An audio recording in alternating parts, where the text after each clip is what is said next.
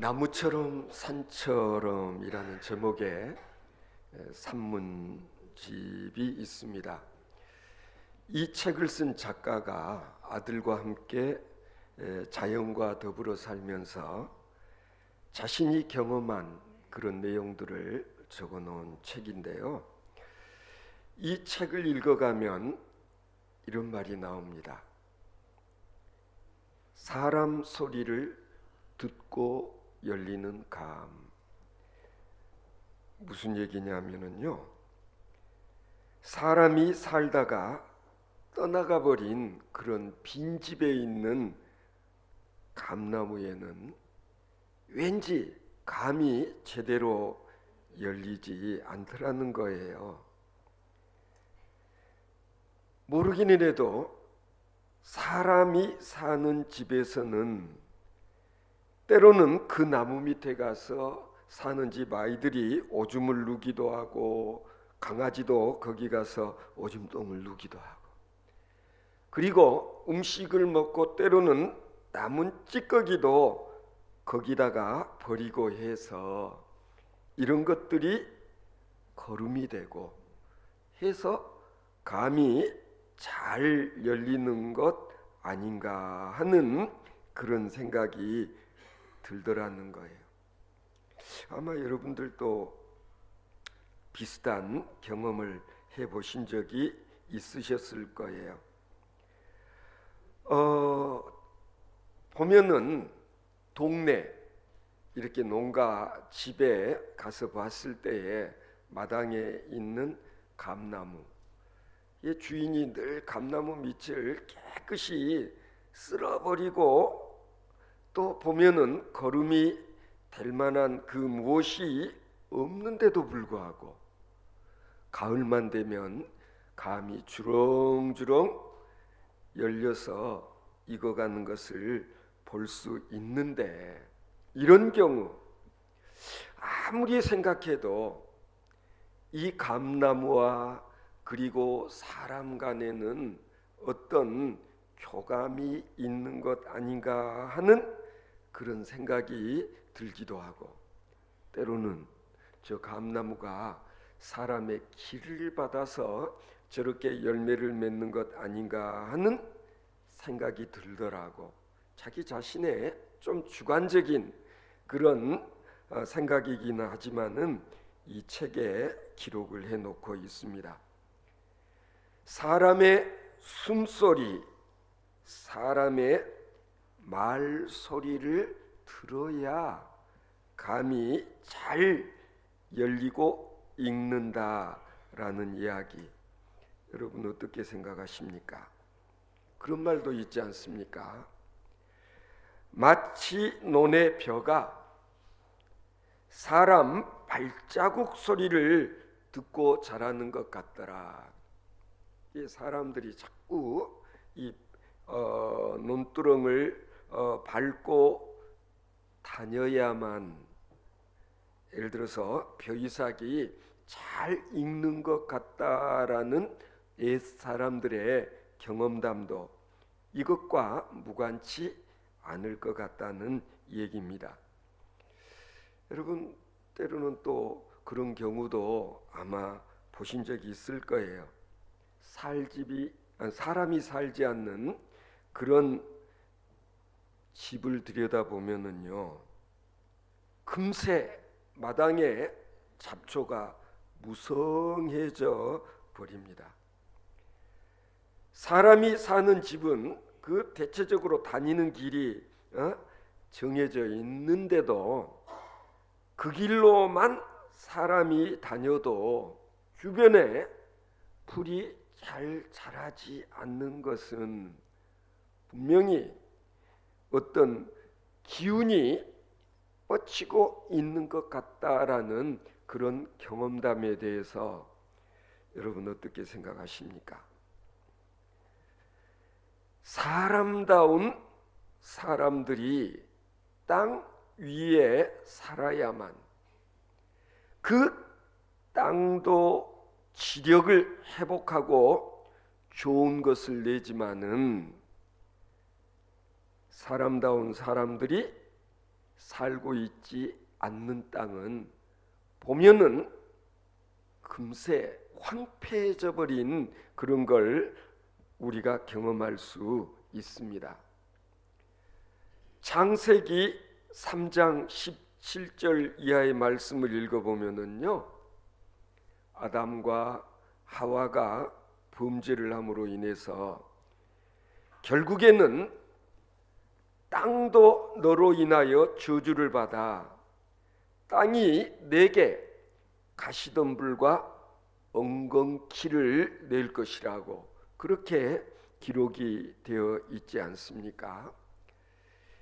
물론 이 말씀의 의미는 우리 사람들이 하나님과 바른 관계일 때에는 인간과 인간끼리 아니면 인간과 자연의 관계도 소위 샬롬의 관계를 유지할 수 있지만은 우리들과 하나님의 관계가 이렇게 깨져버리게 되어지면 결국 그런 사람들이 살고 있는 땅에서는 우리가 필요한 것들을 얻어낼 수 없는 것이 이게 하나님의 법칙 아래 되어지는 현상이다.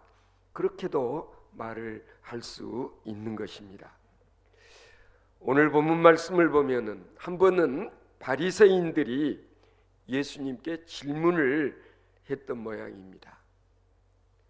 하나님의 나라가 어느 때에 임하니까 그랬어요.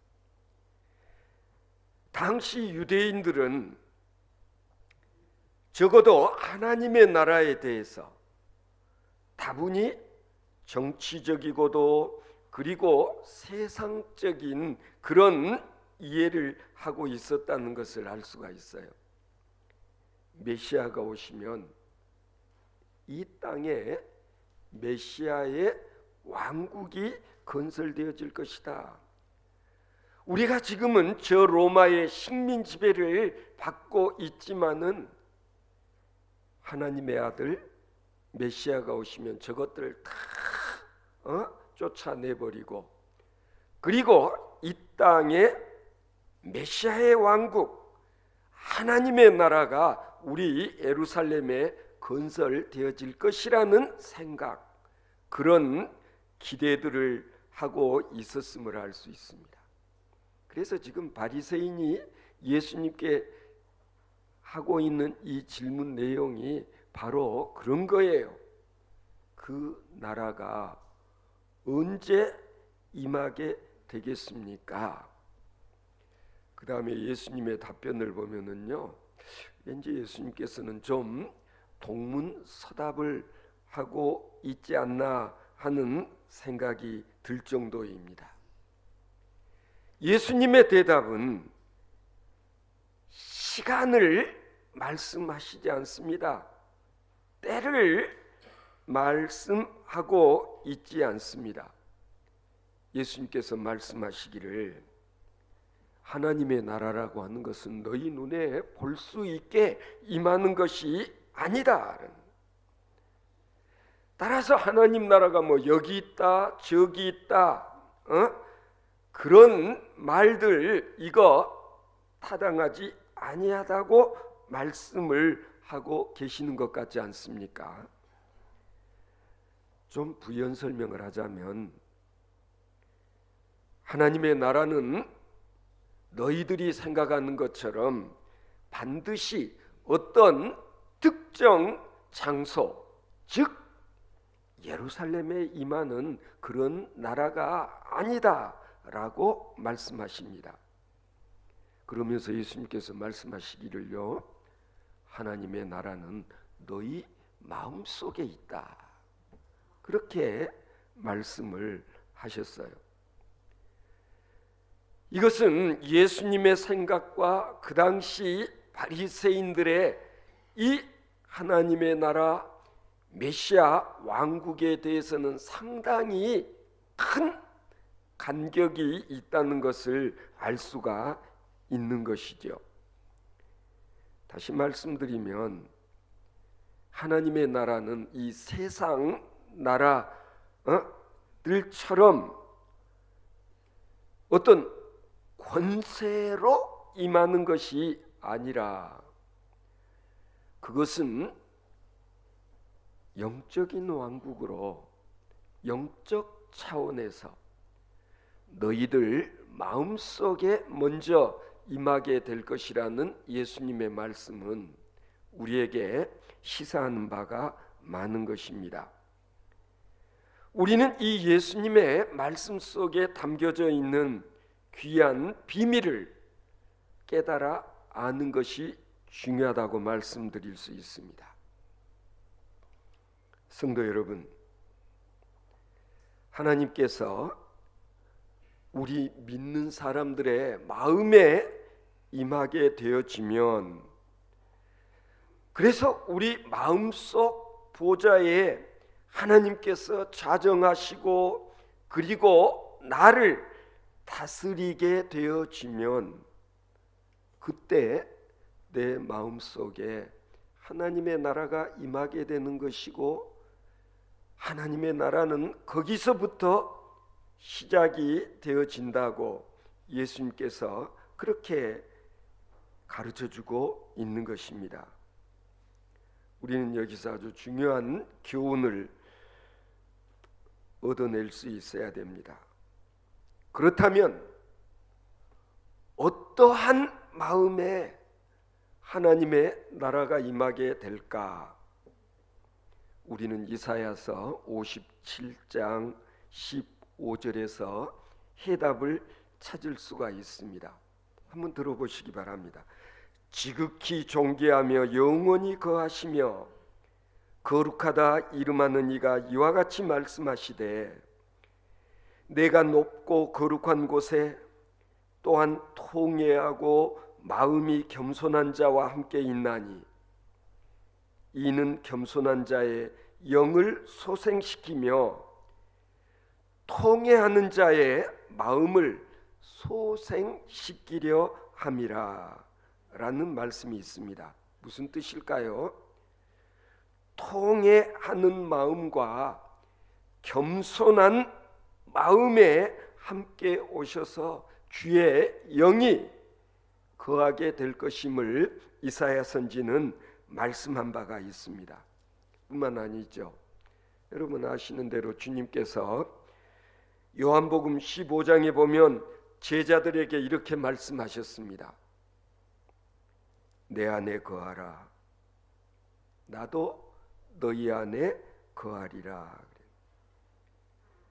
주님께서 우리 안에 거하셔서 우리의 생각, 우리의 사상, 우리의 감정, 우리의 뜻하는 이 모든 것들을 주께서 다스리게 되어질 때에, 그때의 천국은 너희 마음에 임해 있는 것이다. 그런 뜻이죠. 러시아의 유명한 문호 톨스토이는 일찍이 어떤 열심 있는 청년 사회 개혁가에게 이와 같은 권면을 한 적이 있었다고 합니다. 세상을 위하여 너무 피땀 흘리지 말고 내 자신을 위하여 땀을 흘려라. 세상을 보다 더 낫게 만들겠단다고 그렇게 노력하는 것도 물론 중요하겠지만, 그러나 더 중요한 것이 있다.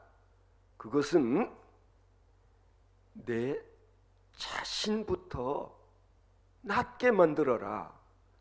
내 속사람을 먼저 개혁하라 라는 톨스토이의 권면은 어떻게 보면은 아주 성경적인 교훈이라고 그렇게 말할 수 있을 것 같습니다.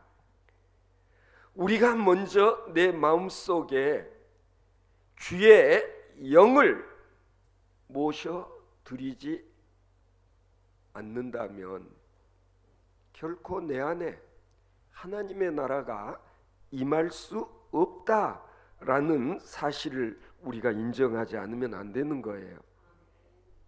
성도 여러분, 그런 점에서 우리는 먼저 주의 영이 내게 임하시고, 그리고 내 안에서 주님이 왕노릇할 수 있게 하지 않으면 안 된다는 사실을 알아야 됩니다. 주님께서 말씀하셨습니다. 예수님께서는 지금도 우리 문 밖에서 기다리고 계신다는 것입니다.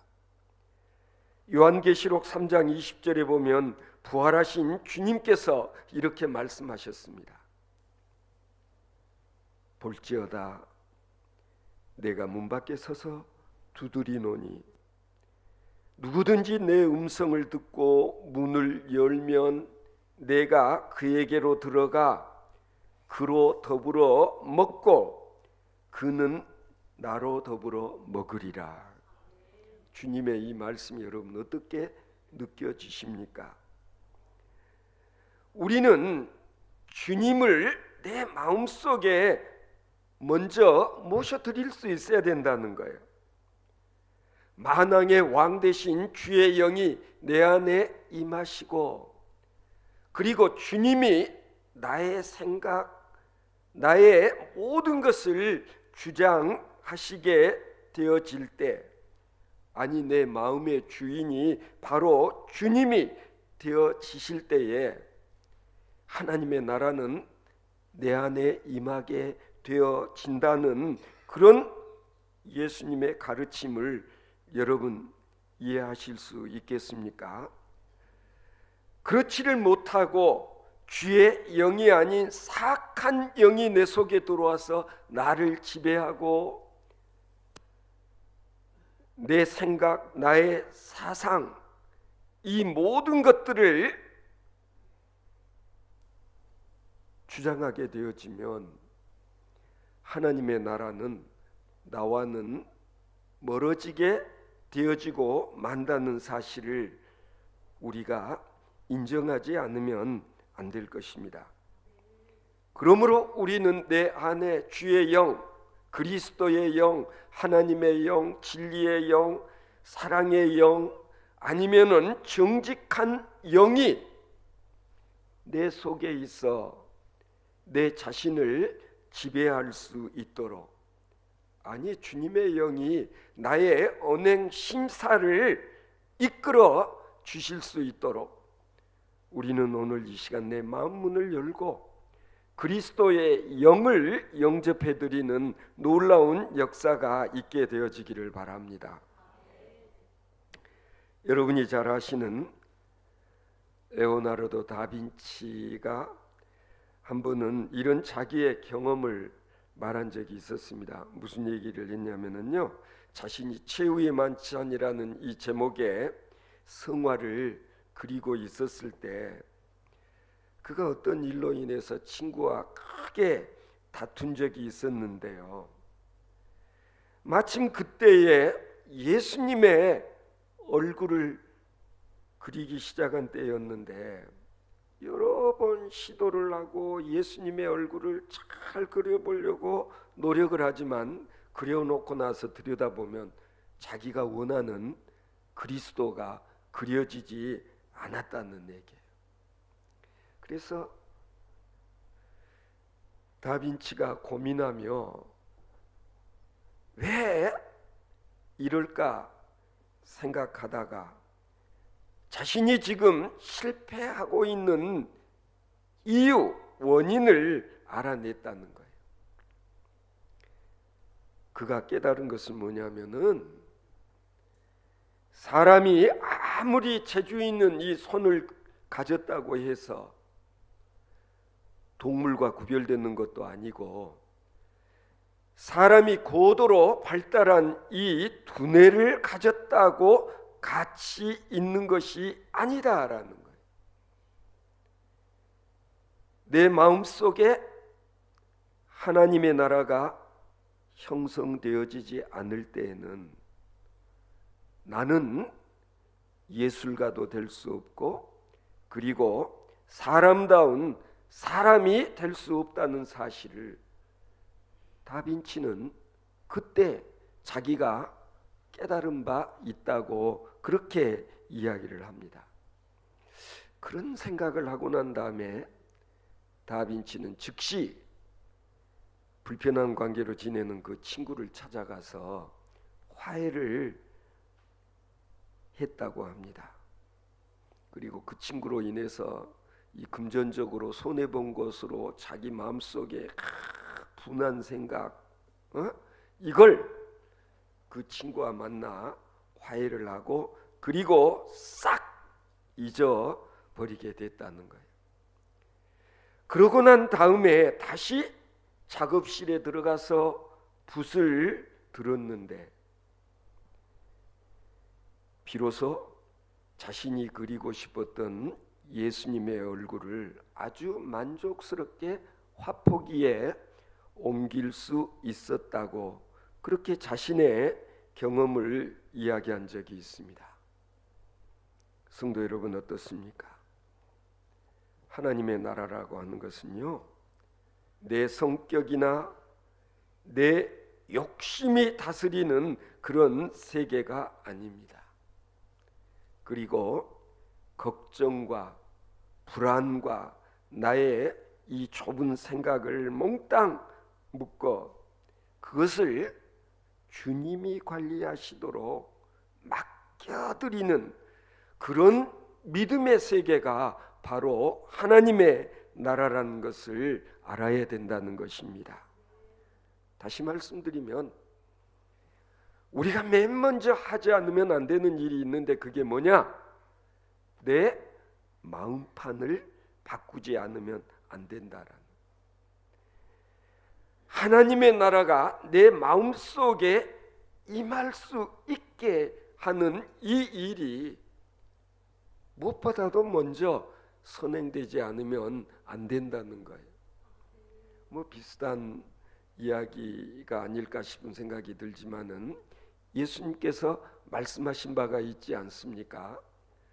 너희는 먼저 그의 나라와 그의 의를 구하라. 그리하면 나머지 모든 것을 너희에게 더하여 주실 것이다. 우리가 삶을 살면서 삶의 우선순위를 어디에다 두어야 되느냐? 무엇을 먼저 하고 무엇을 나중에 할 것인가 하는 이것을 아는 것이 삶의 지혜요.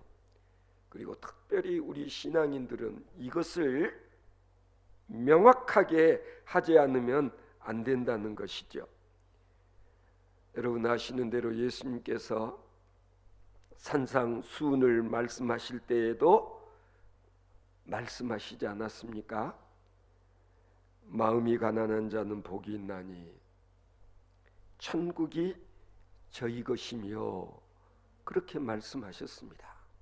마음이 가난한 자, 천국이 그들의 것이다. 하나님의 나라가 그들의 것이다. 마음이 가난한 자, 마음을 비우고 사는 자, 그렇잖아요. 내 자신의 경험, 내가 그동안 학습하고 공부했던 그 많은 지식들, 이것을 분토처럼 여기고 이 모든 욕심 다 비워버릴 때에 비로소 내 마음속에 하나님의 나라가 임할 수 있는 그런 상태가 되어질 수 있다. 그런 뜻 아니겠습니까? 성도 여러분, 저는 믿습니다. 하나님의 마음을 소유한 사람, 아니 주님의 마음을 닮은 사람들이 살아가는 세상, 바로 그곳이 하나님의 나라가 아닐까. 만일에 우리들이 악한 마음을 품고 살고 그리고 악한 영의 지배를 받고 산다고 하면 이 세상은 어둠의 세상이 되어질 수밖에 없을 것입니다. 마찬가지 아닐까요? 어떤 가정에 하나님의 나라가 임하게 될까? 아니, 교회도 마찬가지겠죠. 어떠한 교회가 하나님 나라와 같은 그런 교회가 되어질 수 있을까?